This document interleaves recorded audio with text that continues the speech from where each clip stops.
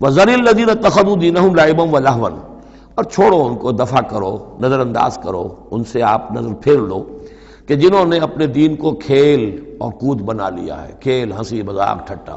بہت سے لوگ اب بھی مل جائیں گے آپ کو دین کے معاملے میں کبھی سنجیدہ ہوتے ہی نہیں۔ دین کی بات اگر شروع ہوگی تو وہ اسے استہزاء میں، تمسخر میں، ٹٹ بٹس میں، اینیکڈوٹس میں، یہ واقعات یوں ہو گیا تھا، یہ ایسا تھا، اس میں اس کو جو ہے وہ بالکل ختم کر دیں گے۔ وَذَرِ الَّذِينَ اتَّخَذُوا دِينَهُمْ لَعِبًا وَلَهْوًا وَغَرَّتْهُمُ الْحَيَاةُ الدُّنْيَا، اور ان کو تو اصل میں دھوکے میں مبتلا کر دیا ہے دنیا کی زندگی نے۔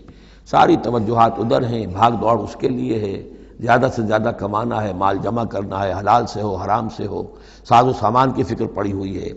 وَذَكِّرْ بِهِ، اب پھر بہی کو نوٹ کیجئے، تذکیر کیجئے، اس کے قرآن کے ذریعے سے تذکیر کیجئے، جیسے کہ سورہ قاف کی آخری آیت ہے فَذَكِّرْ بِالْقُرْآنِ مَنْ يَخَافُ وَعِيدٍ، قرآن کے ذریعے سے تذکیر کیجئے اس شخص کو کہ جس کے اندر کچھ خوف ہے اللہ کے وعدے کا اور اللہ کی وعید کا۔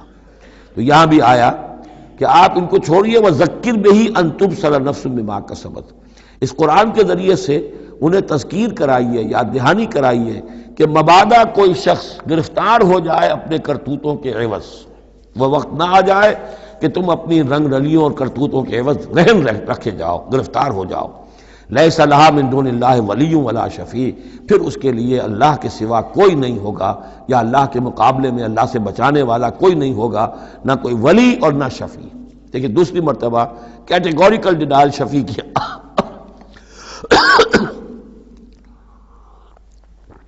آیت الکرسی کے ضمن میں عرض کر چکا ہوں، بیشتر مقامات پر قرآن مجید میں کیٹیگوریکل ڈینائل ہے، کوئی شفاعت نہیں۔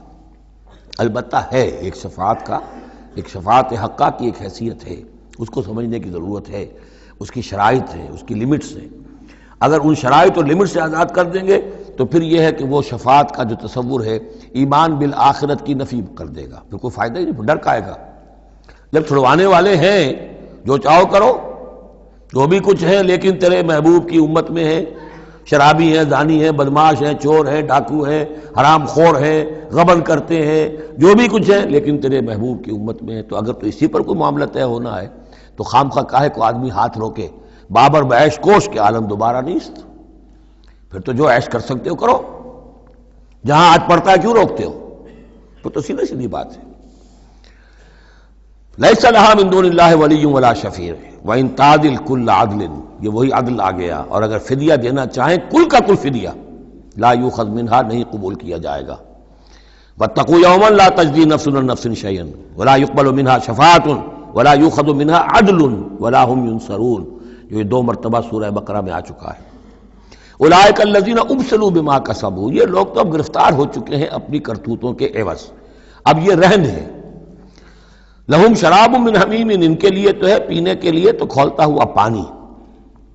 وعذاب علیم بما کانوا یکفرون، اور دردناک عذاب ہوگا ان کے کفر کی پاداش میں۔